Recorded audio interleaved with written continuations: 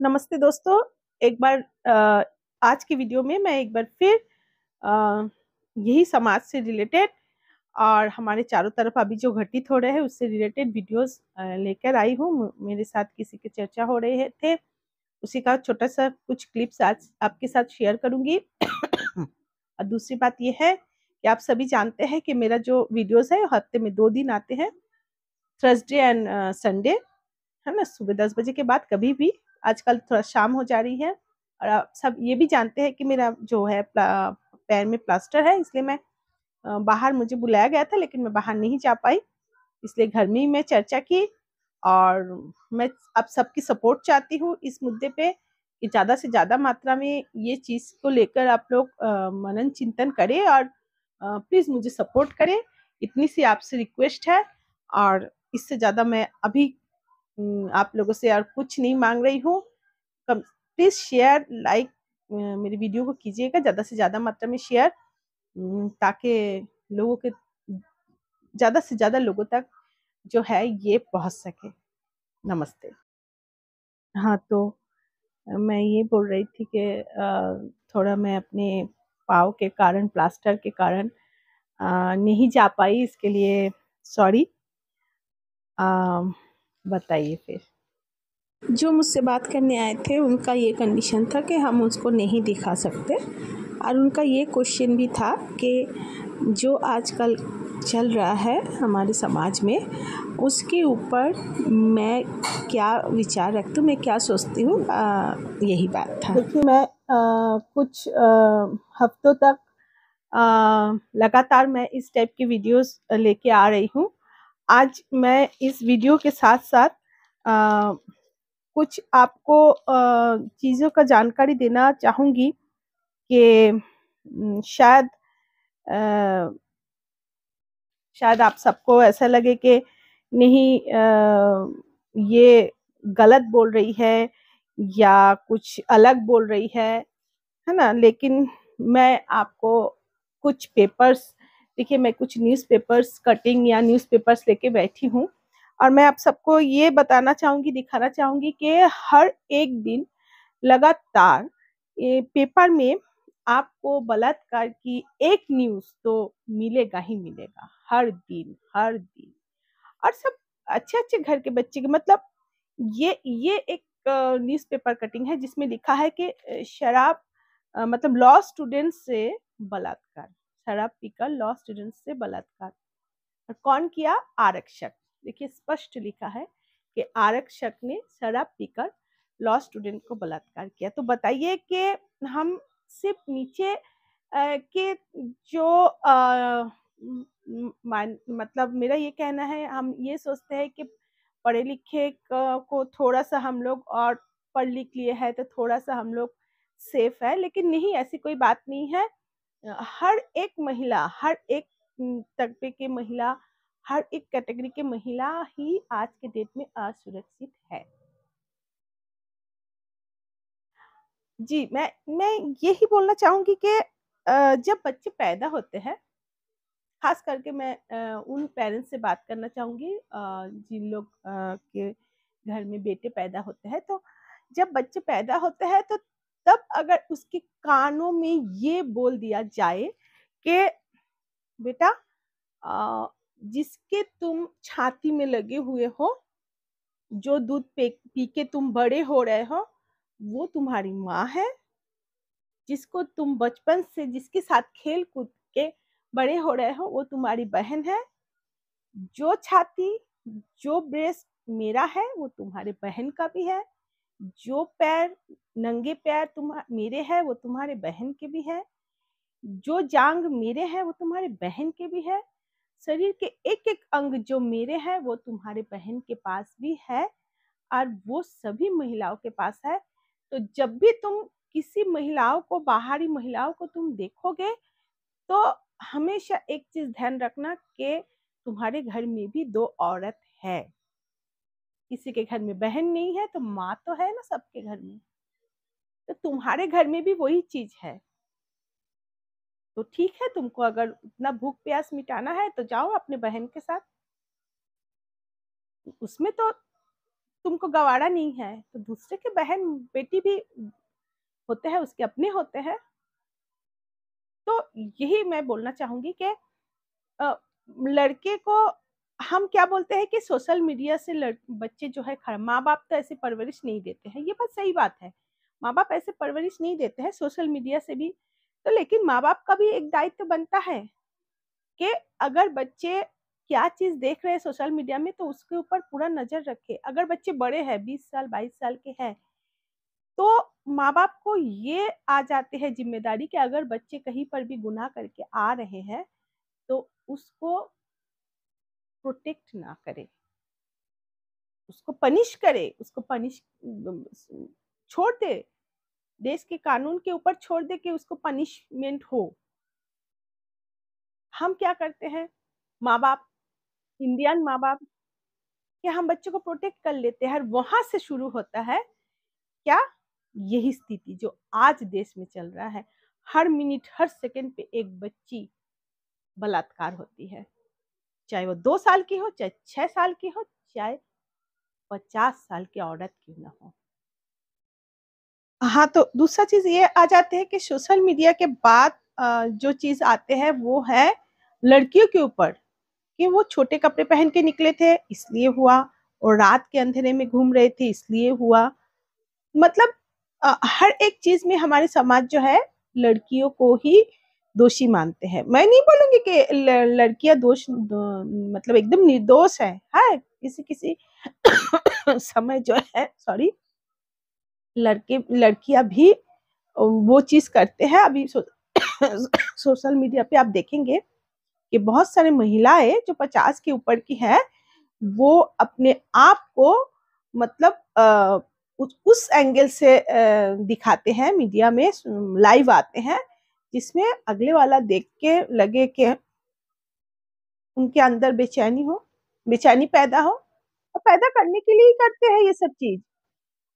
फिर जब उनके बच्चों के साथ ये चीज होते हैं, फिर उन लोग चिल्ला चिल्ला के रास्ते में खड़े हो जाते हैं कि हमारे साथ ऐसा ऐसा हुआ है, हमारे बच्चियों के साथ हुआ है।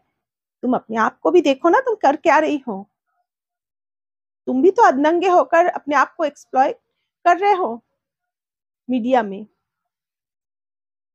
तो ऐसा नहीं है कि कुछ जो औरत जात है, कुछ कैटेगरी के, वो बदनाम करते हैं, वो मौका देते हैं अगले वालों को। लेकिन मेरा ये कहना है कि अगर तुम्हारे अंदर वो फीलिंग्स है, जो मैं मानती हूँ कि 100 में से 20% लोग ही हैवानियत तक जाते हैं, 80% जो लोग होते हैं वो सद्बुद्धि होते हैं उन लोगों को।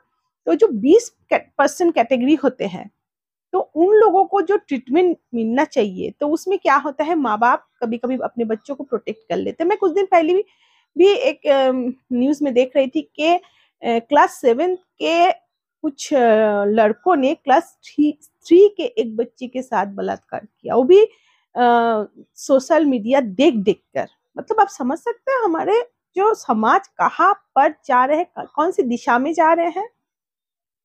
उसके बाद जो हुआ वो तो वही को लेके मैं अभी आप सबको बता रही थी कि उसके बाद जो है वो तो नाबालिग कैटेगरी में आ गए, उसके माँ बाप उसको और प्रोटेक्ट कर लिए, तो बच्चे छूट के बाहर आ गए।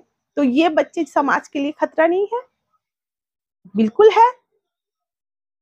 तो मेरा ये कहना है कि अब ये समय आ गया है लड़कियों को भी कि अपने आप को प्रोटेक्ट करें। अब वो 20% को तो हम संभाल नहीं पा रहे हैं, तो बचा कौन, हम खुद। तो हमें अपने आप को प्रोटेक्शन देना है, और वो किस तरीके से देना है, वो अगर आपके पास बल नहीं है तो आप छल से प्रोटेक्ट करो अपने आप को, आप दिमाग लगा के प्रोटेक्ट करो, अब जैसे भी करके अपने आप को प्रोटेक्ट करो। कुछ कुछ सावधानियां आप खुद बरतो। आप अपने आप को मतलब प्रदर्शन की वस्तु ना समझो, खुद अपने आप ही करो। एक चीज सीमा रखो कि हाँ, हम रात के 12 बजे, हम रात के 2 बजे नहीं निकले, क्योंकि हम 20% को कंट्रोल नहीं कर पा रहे हैं। तो यही है कि अब हमारे घर की बच्चियों को हमें खुद प्रोटेक्ट करना होगा, क्योंकि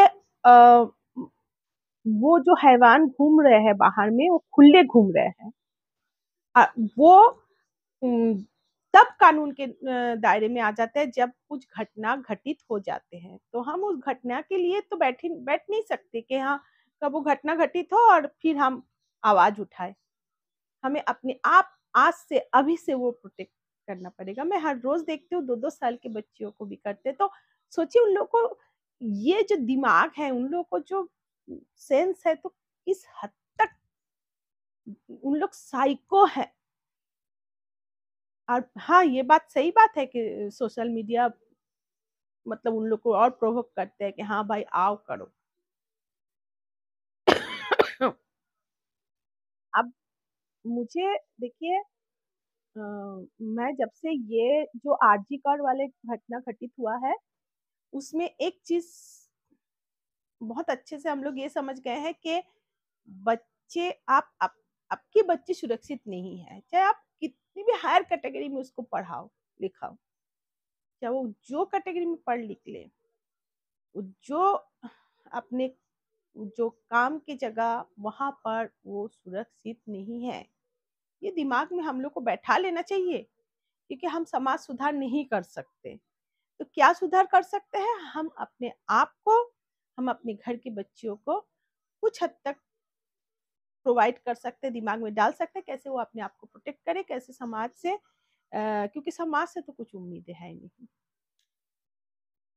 तो बस मेरा यही कहना है कि अच्छा लगा बात करके आपसे, और मेरे जो व्यूअर्स है उन लोगों को भी मैं बोलूँगी कि आप लोग भी एक आवाज़ उठाइए कि सोशल मीडिया में इस तरीके के जो कंटेंट होते हैं, इस तरीके के जो पॉर्न वीडियोस या एडल्ट वीडियोस आते हैं, जो बच्चे देख रहे हैं और ये सब सीख रहे हैं, उसके ऊपर कुछ कानूनन तो व्यवस्था होना चाहिए, और सख्त कानून होना चाहिए कि ये सब बंद हो।